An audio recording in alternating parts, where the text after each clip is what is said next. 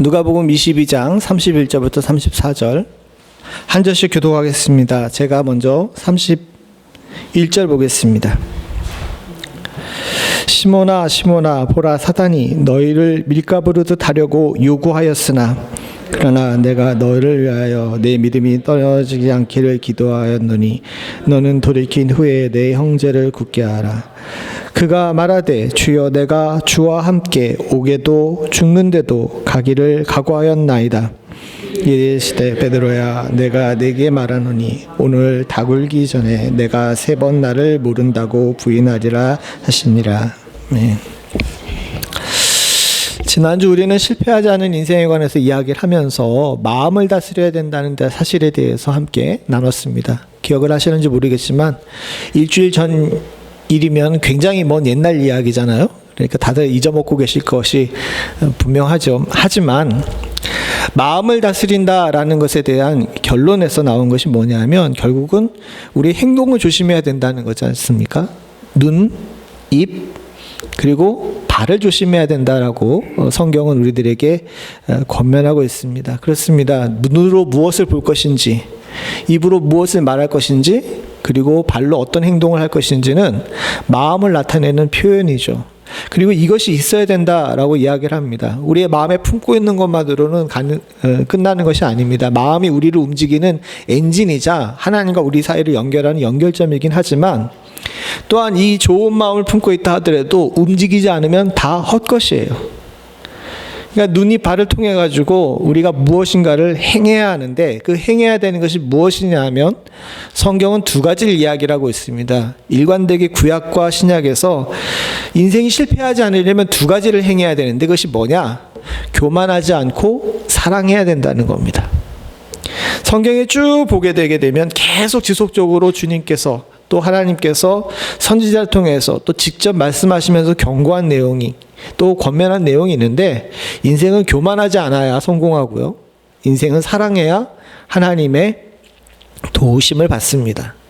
그래서 앞으로 2주는 이 2가지 주제를 가지고 우리들의 마음과 생각을 한번 점검해 보려고 합니다.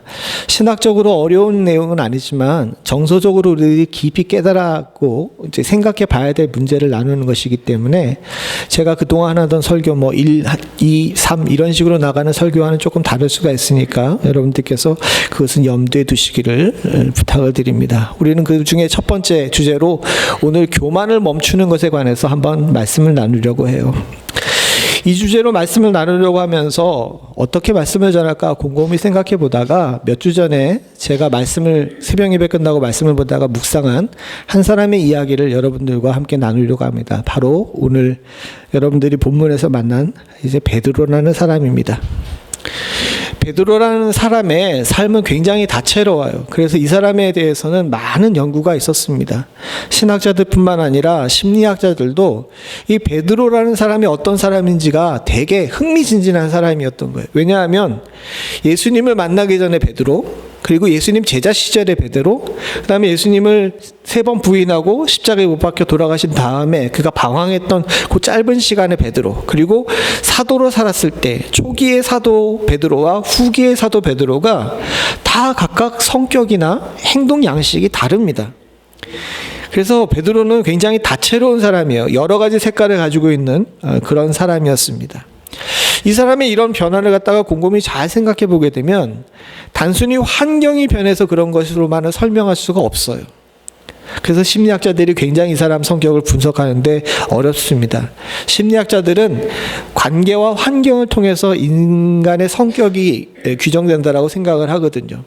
근데 우리는 답을 알고 있지 않습니까? 베드로가 이렇게 다양한 성격과 또 삶을 살 수 있었던 것은 그의 안에 예수 그리스도의 만남과 성령의 임재가 있었기 때문입니다. 그리고 무엇보다도 베드로의 장점이 있었는데 그 장점은 뭐냐면 하나님께서 만지시면 만지시는 대로 변해요. 이게 굉장히 큰 장점입니다. 하나님이 만지셨는데도 불구하고 끝까지 자기를 고수하고 안 변하는 사람들도 참 많이 있잖아요. 그런데 베드로는 예수님과 만나면서 사람이 변화갑니다. 또 후에 예수님께서 승천하신 이후에 성령께서 임재하셨을 때에도 하나님과의 교제를 끊임없이 멈추지 않고 함으로 말미암아서 그의 삶이 점점 변해져 갑니다. 그래서 결국 그는 교만한 남자에서 겸손한 성도가 되는 축복을 누리게 됐습니다. 오늘은 저와 여러분들이 이 교만을 멈추라는 이야기를 하면서 제자 시절의 베드로에 관해서 생각을 해보려고 그래요. 이때가 교만한 남자인 베드로와 겸손한 성도인 베드로가 서로 충돌하는 지점이거든요. 그래서 우리가 이때의 베드로를 보면서 베드로의 문제가 무엇이었는지, 그리고 예수님께서는 그를 어떻게 만져가셨는지를 보면서 우리도 예수님의 그런 만지심 속에서 변화되는 삶이 있기를 함께 사모해 보기를 소원합니다. 예수님 부름받기 전부터 베드로는 굉장히 자신만만한 사람이었어요. 그는 자존감이 충만하고 항상 자신감이 넘치는 사람이었습니다. 성경에 기록되어 있는 거예요. 예를 들게 되게 되면 예수님을 따르는 제자들이 굉장히 많았습니다. 그 중에서 70명을 세우고 그 다음에 더 특별하게 세우신 분이 명이 12명이잖아요. 이 12명의 제자들은 서로 형제이기도 했지만 경쟁자이기도 했어요. 다 아시는 것처럼 성경에 보게 되면 12명의 제자들이 엄청 싸웠습니다. 왜 싸웠어요? 왜 싸웠어요? 둘이. 12명이 왜 싸웠습니까? 누가 큰 자냐는 거죠. 누가 첫 번째 되느냐라는 것에 대해서 굉장히 서로 충돌을 많이 일으킵니다. 그래서 성경에 곳곳에 보게 되게 되면 예수님의 초기 사역 때부터 시작해가지고 예수님이 돌아가시기 직전까지 이 12명은 계속해서 누가 첫 번째가 될 것인가에 대해서 계속 싸웠어요. 그런데 그런 가운데서도 은연중에 첫째 자리는 누가 차지하고 있었습니까? 베드로가 차지하고 있었어요. 누가 시켜주지도 않았고 예수님이 딱 너 첫째 해라 라고 이야기하지도 않았지만은 무슨 일이 있을 때마다 제일 먼저 이야기하는 사람이었고 제자들을 대표해서 예수님에게 건의하는 그런 존재였습니다. 베드로가 이렇게 은연중에 대표자가 됐지만 나머지 11명보다 더 잘난 사람이냐? 꼭 그렇지만은 않았습니다. 예수님의 12제자 중에 제일 먼저 부름을 받은 사람은요, 의외로 베드로의 동생이었던 안드레였어요. 그리고 예수님과 요한과 야고보는 서로 사촌관계였습니다. 예수님의 친족도 아니었습니다. 그렇다고 해서 베드로가 12명의 제자 중에 제일 똑똑했냐 그러게 되면 그것도 아닙니다. 12명의 제자 중에 아마도 제일 똑똑한 사람은 세리였던 마태였을 거예요. 그리고 예수님이 12명의 제자 중에 경건하다 칭찬한 사람은 나다니엘이라고 부르는 바돌로메였습니다. 12명의 제자들이 각자 나름 자기 자리에서 굉장히 특출난 사람이었는데 베드로는 이렇다 할 장점이 없는 사람이었습니다. 그럼에도 불구하고 그가 어떻게 리더 역할을 하게 됐는지는 모든 사람들에게서 궁금한 일이에요. 근데 베드로에게는 다른 사람이 없었던 한 가지 장점이 있었습니다. 뭐냐면 베드로는 자존감이 높았어요. 항상 자신감이 넘치는 사람이었습니다. 그게 그 베드로를 12명의 제자 중에 은연중에 첫 번째가 되게 만드는 원동력이었어요. 베드로가 그렇게 할 수 있었던 것은요, 조금 우스운 얘기긴 하지만 베드로가 부자였기 때문에 그렇답니다. 12명의 제자 중에 상대적으로 부자였대요. 사회적 계층으로 보게 되게 되면 상류층은 아니었지만 그가 살고 있던 베세다라는 동네 자체에서는요, 집도 크고 아버지가 배도 가지고 있는 선주였던 지역 유지였던 거예요. 그리고 그런 바탕 속에서 어느 정도 이렇게 그가 다양한 교육을 받았는지 의외로 12명의 제자 중에 말을 제일 잘했습니다. 그리고 칼도 잘 썼어요. 후에 예수님이 잡혀갈 때 대제사장의 종의 귀를 자른 사람이 누구예요? 베드로잖아요. 근데 여러분 생각보다 칼 다루는 게 쉽지 않습니다. 저도 어렸을 때 검도를 잠깐 해봤는데 의외로 이게 쉽지가 않아요. 이 짝대기가 내 맘대로 움직이지 않습니다. 근데 검을 들고서 상대해가지고 다른 사람의 귀만 자른다? 이건 베드로가 나름 칼도 잘 썼다는 것을 증명하는 일이기도 합니다. 그가 그렇게 할 수 있었던 것은 어디 가서 꿀리는 그런 상황에 있는 사람이 아니었던 거예요. 더 나아가서 그가 그 자존감을 바탕으로 예수님께서 뭔가 물어보실 때 대답도 잘했습니다. 다 아시는 것처럼 뭔가 물어볼 때마다 제일 앞장서서 대답한 사람이 누구였어요? 베드로였잖아요. 그리고 놀랍게도 그가 하는 대답들이 다 정답에 가까웠어요. 그렇게 예수님께서는 이 12명의 제자들 중에서도 특별히 3명을 택해가지고 특별한 장소에 데리고 다니실 때마다 자신의 사촌 동생인 요한과 야고보와 함께 누구를 데리고 다녔습니까? 베드로를 데리고 다닌 겁니다. 베드로는 어쨌든 딱 찍어가지고 네가 첫째라라는 이야기는 듣지 않았지만 모든 사람들에게 있어서 암묵적으로 첫째라는 것을 인정받는 사람이었고, 그렇게 인정받을 수 있었던 것은 베드로에게 있어서 자존감과 자신감이 대단했기 때문입니다. 베드로는 자신감이 있었던 사람이에요. 우리 신앙생활에서도 마찬가지입니다. 사랑하는 성도님들, 현대를 사는 사람들에게 있어서는 이 자존감과 자신감이 굉장히 중요합니다. 이게 흐트러지고 넘어지게 되게 되면 사람들이 이제 망가지는 것이 순식간이죠. 일본의 많은 청년들이 집에 갇혀 산다 그럽니다. 그 사람들이 히코모리코라 그러는데, 그 사람들이 그렇게 된 가장 큰 이유 중에 하나가 뭐냐면 이 사람들에게 자존감이 없어요. 자신감이 없어요. 그래서 집안에 갇혀가지고 바깥에 나가려고 하지 않습니다. 부모가 문 앞에 밀어다 준 음식만 먹고 안에서 컴퓨터만 하는 거예요. 근데 이런 모습들이 거기 일본에만 있는 것이 아니라 요즘은 세계 곳곳에 많은 곳에서 발견된답니다. 그래서 현대인들에게 있어서는 이 자존감과 자신감을 지키는 일이 굉장히 중요하다고 생각해요. 근데 한편으로 보게 되면 영적인 면에서 볼 때 자존감과 자신감은 우리들에게 분명히 있어야 됩니다. 성경에서도 분명히 우리들에게 하나님의 자녀되는 것에 대한 자존감, 이것을 강조해요. 이거 분명히 있어야 됩니다. 그래야 성도가 성도로서의 삶을 살 수 있어요. 그런데 안타깝게도 종종 이 자신감이 독이 되는 경우도 많이 있다는 사실을 우리들이 알아야 됩니다. 베드로도 마찬가지였습니다. 베드로를 아무 장점이 없는 사람을 예수님의 첫째 제자로 만들 수 있었던 것이 그의 자신감이었다면, 반대로 그가 넘어지게끔 만드는 것도 자신감이었어요. 그래서 다 아시는 것처럼 다른 제자들과 다르게 하나님 앞에서 예수님 앞에서 당신은 하나님의 아들입니다 라고 고백하면서 칭찬을 들었지만 그 다음에 바로 어떻게 됐습니까? 마태복음 16장 22절 23절을 보죠. 22절에 뭐라고 얘기합니까? 베드로가 예수를 붙들고 항변하여 이르되 주여 그리 마옵소서, 이 일이 결코 주께 미치지 아니하리이다. 너희는 나를 누구냐 라고 이야기할 때 주는 그리스도시요 살아계신 하나님의 아들입니다 라고 이야기하는 정답을 이야기를 했어요. 그래서 예수님께서 바요나 시몬아, 네가 너에게 이 말씀을 주신 것은 하나님이시다라고 이야기하면서 내가 반석이 되리라는 칭찬을 받고 천국의 열쇠를 받았다고들 이야기합니다. 그런데 그 뒤에 예수님께서 내가 고난을 받고 죽어야 된다는 사실을 이야기를 하니까 바로 베드로가 보인 반응이 뭡니까? 예수님을 붙잡았어요. 이거 굉장히 큰일입니다. 우리와는 다르게 고대 사람들, 특별히 이 동네 사람들은 신체적 접촉이 굉장히 어려운 지역이거든요.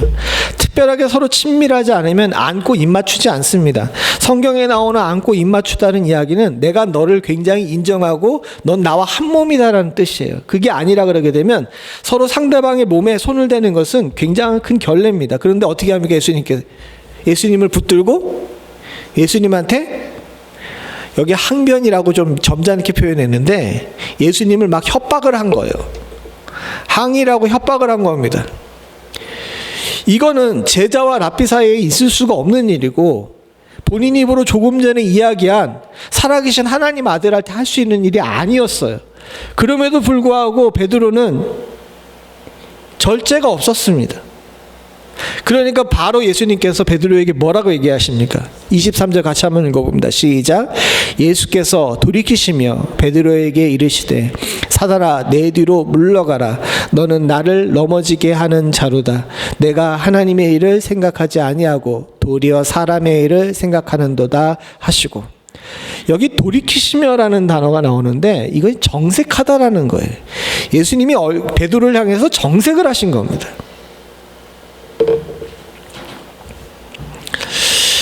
우리는 신앙생활 속에 종종 이와 같은 일들을 겪는 경우가 많습니다. 제가 조금 전에 말씀드린 것처럼 현대인으로서 또 성도로서 자존감과 자신감은 굉장히 중요하죠. 근데 종종 저도 그렇고 여러분들도 그렇고 이것이 넘치는 때가 있어요. 절제하지 못하는 때가 있게 됩니다. 자존감과 자신감이 우리를 지키고 또 우리를 바로 세우고 우리로 세상과 싸워 이길 수 있게끔 만드는 좋은 원동력이기도 하지만 종종 넘칠 때가 있어가지고 우리 이렇게 기도합니다. 하나님, 이건 아니죠. 이렇게 하시면 안 됩니다. 이게 주님의 뜻이라면 주님 난 아닌 것 같은데요. 이렇게 얘기를 하며 하나님께 정색하며 도전하는 경우가 있죠. 그럴 때 주님도 우리를 향해 정색하십니다. 종종 우리는요, 자신감이 교만으로 변하는 모습을 보게 돼요. 이건 우리만 그런 것이 아니라 성경에서 내내 그런 부분에 대한 경고가 있습니다. 사실 이 부분이 우리들에게 굉장히 조심해야 될 일이에요. 제가 앞에 말씀드린 것처럼 성경에서는 성도들에게 교만하지 말라고 굉장히 자주 이야기를 합니다. 그러다 보니까 여러분도 교만하세요? 날도 추운데 물어보는 것마다 너무 그래. 여러분 교만하세요? 제가 볼 때 우리 교회 성도님들은 의도적으로나 교만하겠다 그런 사람은 없는 것 같아요. 적어도 우리가 그 정도 훈련은 되어 있습니다. 사랑하는 성도님들, 여러분들 내가 교만하려고 그러는 사람 있습니까? 그거 안 된다는 거 알기 때문에 교만하지 않으려고 노력하고 실제로 교만하지도 않게 살고 계세요. 그런데 문제는 뭐냐면 나도 모르게 의도하지 않았던 숨어있던 교만들이 벌컥벌컥 일어난다는 겁니다. 사실 이 말씀도 보면 알겠지만 베드로가 교만하려고 해서 저거 교만한 겁니까? 아니에요. 지금 베드로가 예수님을 붙잡고 항변한 것은 예수님을 그만큼 사랑했기 때문이고 예수님을 그만큼 사모했기 때문이에요.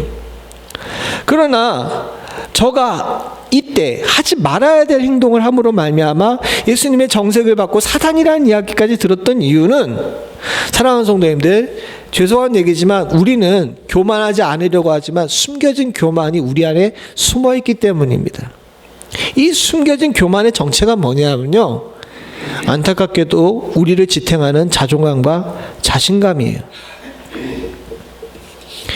현대인에게 있어서 또 성도에게 있어서 중요한 이 자신감과 자존심이 긍정적인 면이 있음과 동시에 부정적인 면이 있다는 사실을 우리가 잘 알아야 됩니다. 긍정적인 면은 앞에서 말씀드린 것처럼 우리를 굳건히 세우는 것이기도 하지만 부정적인 면은 뭐냐 하면 이 자존감과 자신감이 금방 뭘로 변하는 겁니까? 헷가닥 교만으로 변하는 경우가 많죠. 그래서 자존감과 자신감 그리고 교만은 종이 한 장 차이입니다. 우리를 움직이게 하는 힘이자 우리를 강하게 만드는 자존감과 자신감이 때로는요, 사단이 우리를 쥐고 흔들기 쉽게 만드는 손잡이가 되는 거예요. 이건 제 이야기가 아닙니다. 오늘 본문에 보게 되면요, 예수님께서 시몬을 향해서 이렇게 얘기를 하십니다. 베드로를 향해서 뭐라고 얘기하시냐면 시몬아 시몬아 보라 사단이 너를 밑가부르듯 하려고 요구하였으나 라고 이야기를 합니다. 우리 성경은 너무 직역을 해가지고 무슨 얘기인지를 잘 모르는데 밑에 있는 것이 공동번역이에요. 천주교와 함께 쓰기 위해서 예전에 번역했던 공동번역인데 이건 조금 의역을 했습니다. 이거 한번 읽어보죠. 밑에 있는 31절입니다. 시작. 시몬아 시몬아 들어라. 사단이 이제는 키로 밀가부르듯이 너희를 제멋대로 다루게 되었다. 저는 그래서 이게 좀 찾아봤습니다. 기냥도 잘 안 돼가지고. 여러분 퀴즈를 해보셨죠? 퀴즈를 안 해보셨습니까? 예, 저도 퀴즈를 해봤는데 여러분, 왜 키라는 게 뭡니까? 예, 그렇게 여러분들 알고 계시지만 키의 가장 중요한 쓰임새는요, 애가 오줌 쌌을 때 뒤집어 씌워가지고 소금 받게 만드는 데 쓰는 겁니다. 여러분, 키 아시죠, 이거?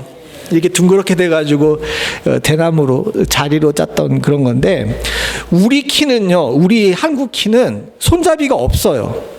그냥 끝에만 잡고 이렇게 흔들면 되는 거지 않습니까? 근데 저 동네 키는요, 손잡이가 있었대요. 왜냐하면 키가 생각보다 무거웠답니다. 우리 키와는 다르게 저 동네 키가 무거워가지고 손잡이가 있어야 이 키질을 잘할 수 있게 됐는데, 저기 나오는 얘기, 밀가부르듯이 너희를 제멋대로 다루게 됐다는 것은 손잡이를 잡고 무거운 키를 마음대로 움직일 수 있게 됐다는 거예요. 그러니까 저 얘기는 뭐냐 하게 되면요, 이 시몬이, 이 베드로가 가지고 있는 자존감과 자신감, 주님 그렇게 하지 마십시오 라고 이야기를 하면서 예수님이 십자가에 못 박혀 돌아가시겠다는 것에 대해서 안 된다고 부정적인 이야기를 하니까 예수님께서 바로 시몬에게, 베드로에게 뭐라고 얘기하시냐면, 너의 그 자신감, 너의 그 자존심이 너를 사단이 쥐고 흔들게끔 만드는 손잡이가 되었다라고 이야기를 하시는 겁니다. 그렇습니다. 여러분들과 저는 의도적으로 교만하려고 하지 않아요. 이건 다 그 정도는 훈련이 되어 있는 줄로 믿습니다. 그러나 우리가 가지고 있는 이 자존감과 자신감을 제대로 잘 관리하지 못하게 되면요, 바로 그 자존감과 자신감을 사단이 붙잡고 그걸 흔들어 가지고 우리의 삶 자체를 흔들게 된다는 겁니다.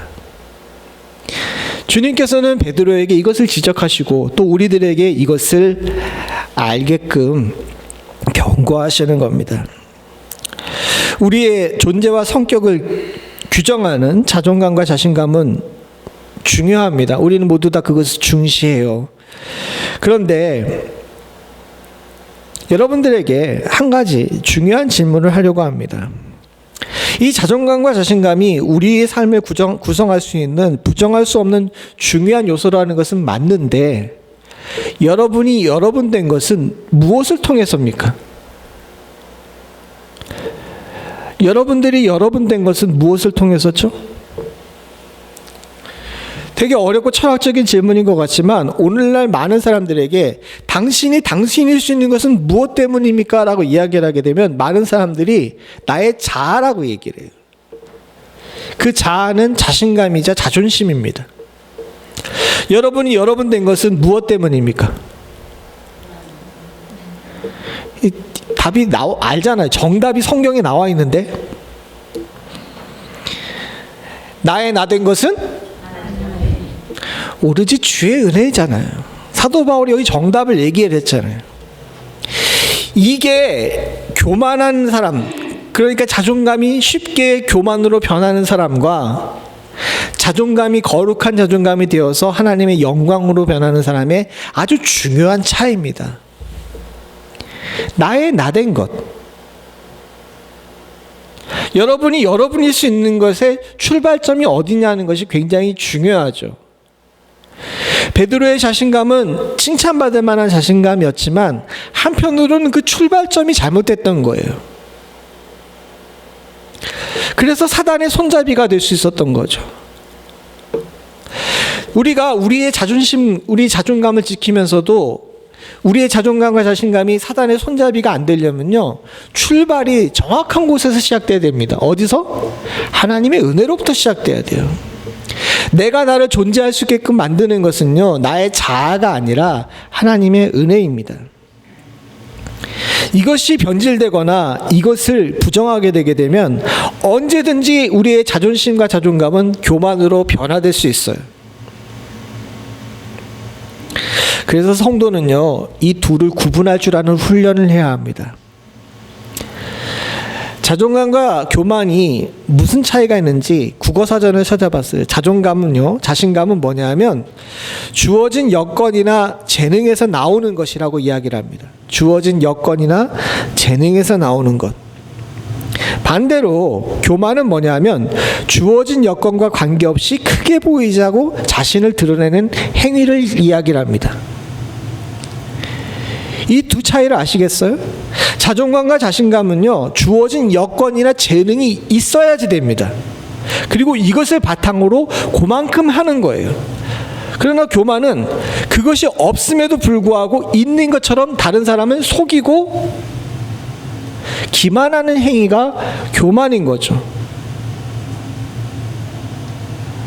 믿는 사람은요, 바른 자신감을 가져야 됩니다. 바른 자신감은요, 믿음과 은혜에서 출발해야 돼요. 내가 은혜 받지도 못했는데, 내가 믿음도 없는데도 불구하고 이렇게 있는 것처럼 행동하는 것은요, 죄송한 얘기지만 그것은 성도의 자신감이 아니라 교만입니다. 여기 교만을 멈추라라고 이야기를 했는데, 사랑하는 성도님들, 우리가 분명히 기억해야 될 것이 있습니다. 내가 뭔가를 하려고 하거나 내가 어떤 일에 나서려고 하게 되면요, 제일 먼저 확인해 봐야 되는 것이 뭐냐면, 하나님께서 지금 내게 명령하셨나, 내게 은혜 허락하셨나를 먼저 확인할 줄 아는 지혜를 가져야 돼요. 그것이 없이 내 뜻대로 하게 되면요, 아주 건방진 이야기를 하게 됩니다. 어떤 건방진 이야기를 하게 됩니까? 같이 한번 읽어봅니다. 시작. 그가 말하되 주여 내가 주와 함께 오게도 죽는데도 가기를 각오하였나이다. 후에는 이걸 지키긴 했어요. 순교하기 전에 지키기는 했지만, 다 아시는 것처럼 이 이야기를 한 다음에 베드로의 행동을 여러분들 잘 아십니다. 저건 자신감에 관해서 나온 이야기가 아니에요. 교만에서 나온 이야기죠. 오늘날도 주님이 여러분들에게 그렇게 물어보실 때가, 또 저에게도 그렇게 물어보실 때가 있습니다. 너 이거 할 수 있겠니? 라고 물어보십니다. 또는 인생 속에서 여러 가지 일들을 만납니다. 우리는 성공도 하고도 실패도 하기도 해요. 그런데 그런 일들을 만날 때 주님께서 너 이거 할 수 있니? 라고 이야기를 하십니다. 그때 여러분들 어떻게 대답을 해야 될까요? 내가 주님을 위해서 오게도 가고 죽는데도 가겠습니다, 이렇게 얘기를 해야 됩니까? 정답은 역시 성경에 나와 있어요. 뭐라고 얘기를 해야 됩니까? 주께서 힘 주시면 내가 이 일을 감당할 수 있습니다 라고 이야기를 해야 되죠. 교만을 멈추는 일은 생각보다 굉장히 어렵습니다. 의외로 그래요. 저는 목회자입니다. 목회자로서 주의 일을 하려고 노력을 하는 사람이죠. 종종 주님께서 저에게 너 이거 할 수 있겠냐라고 물어보실 때가 있습니다. 근데 죄송한 얘기인데 제가 교만해요. 주님께 기도하지도 않고 스스로 내가 할 수 있는 능력이 어떤지를 갖다가 따져봅니다. 그리고 이거 할 수 있겠다 싶어가지고 이걸 할 수 있겠는데요? 이건 할 수 없겠다 싶으면 이거 할 수 없겠다라고 이야기를 합니다. 근데 있잖아요, 내가 할 수 있겠다라고 생각해서 하는 일들이 안 돼요. 그러면서 주님께서 뭐라고 얘기하시냐면 왜 먼저 묻지 않고 행하냐라고 이야기를 하십니다. 반대로 제가 이거 못하겠는데요 라고 이야기를 하게 되면 주님께서 뭐라고 얘기하시는지 아십니까? 능력 주시는 자 안에서 능치 못할 일이 없는데 왜 안 된다고 이야기하니? 이렇게 얘기를 하시죠. 주님이 오락가락 하시는 것 같죠. 근데 사랑하는 성도님들, 진짜 핵심은요, 이 일을 하냐 안 하냐가 중요한 게 아니에요.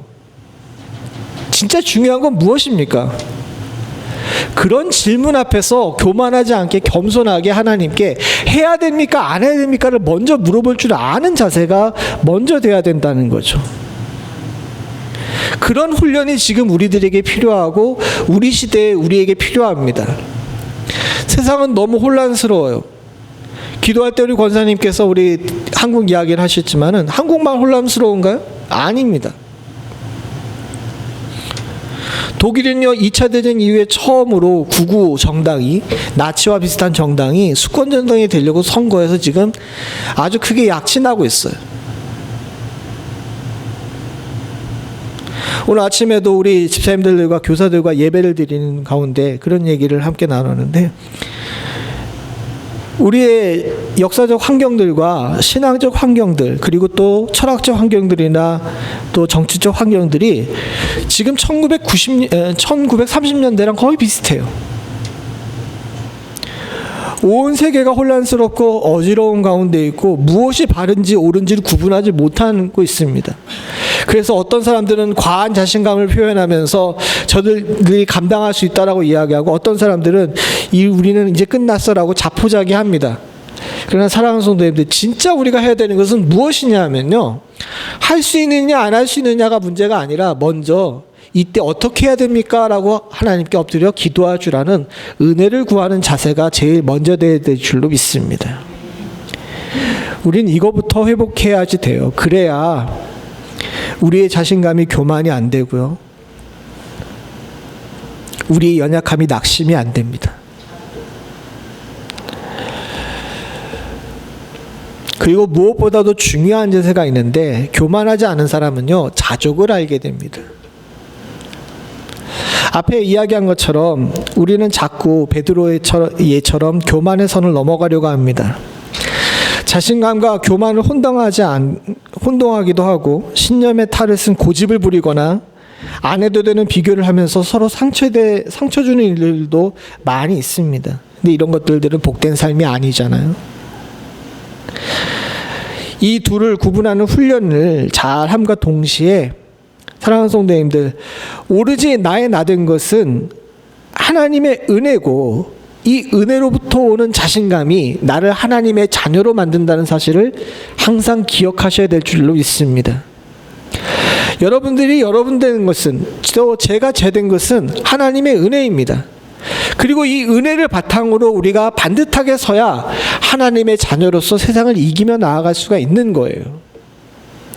우리의 출발점을 암과 동시에 또한 알아야 되는 것은 앞에 나온 얘기한 것처럼 자족을 알아야 됩니다.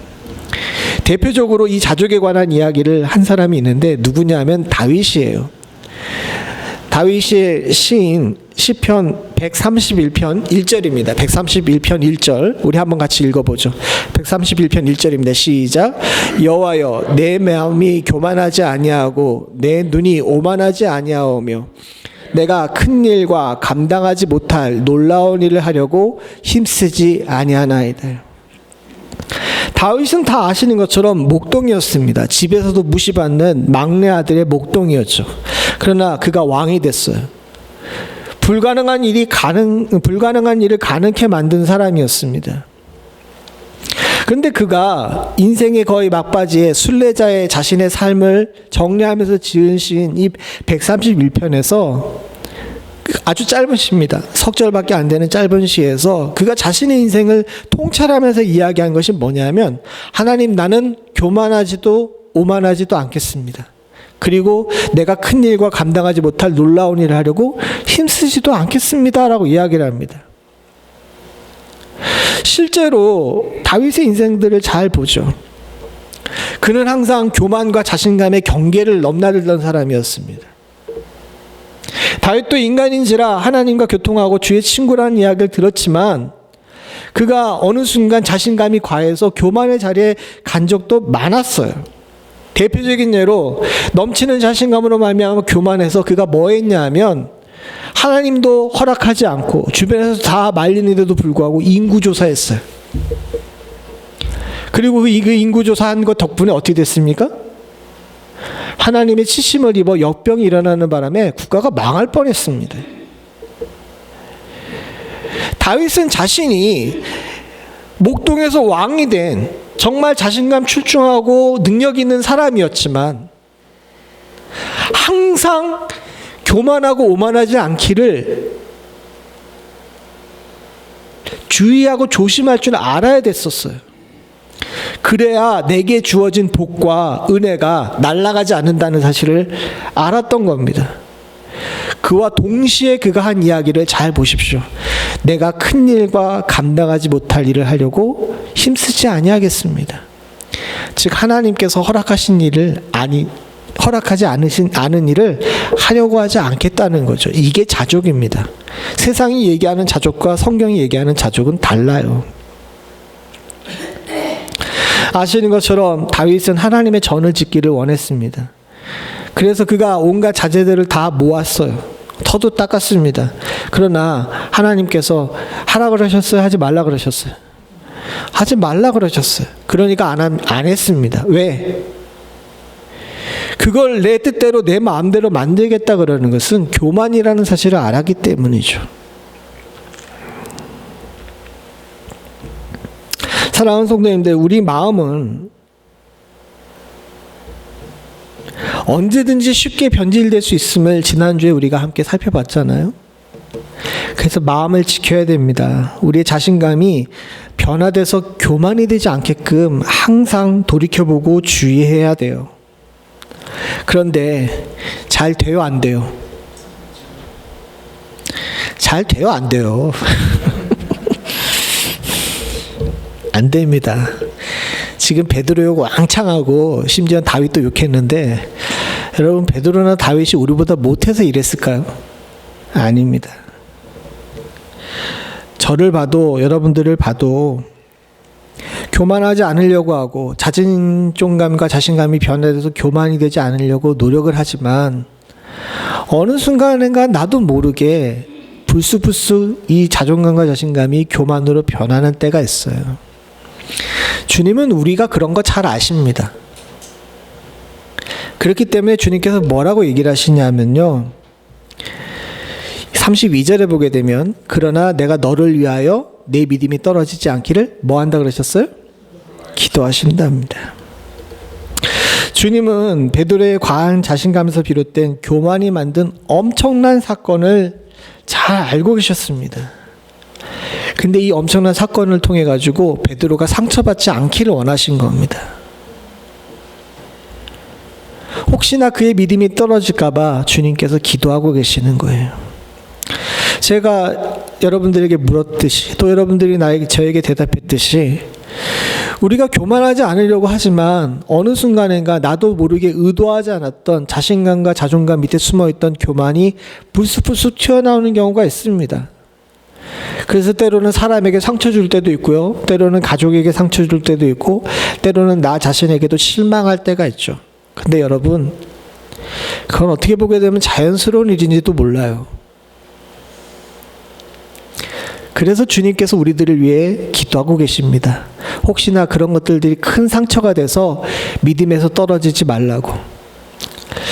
마음껏 교만하라는 이야기가 아닙니다. 여러분, 혹시나 실수하셔도 낙심하지 말라고 주님께서 말씀하시는 거예요.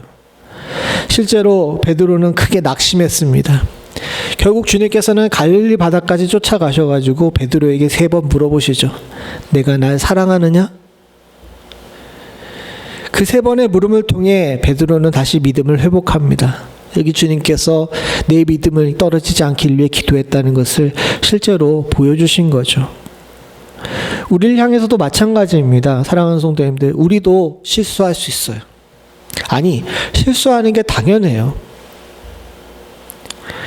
아차하는 사이에 교만함으로 말미암아 다윗이 인구조사를 함으로 크게 흔들렸던 것처럼 우리의 삶도 아차하는 교만으로 말미암아 크게 흔들렸던 적도 분명히 있을 겁니다.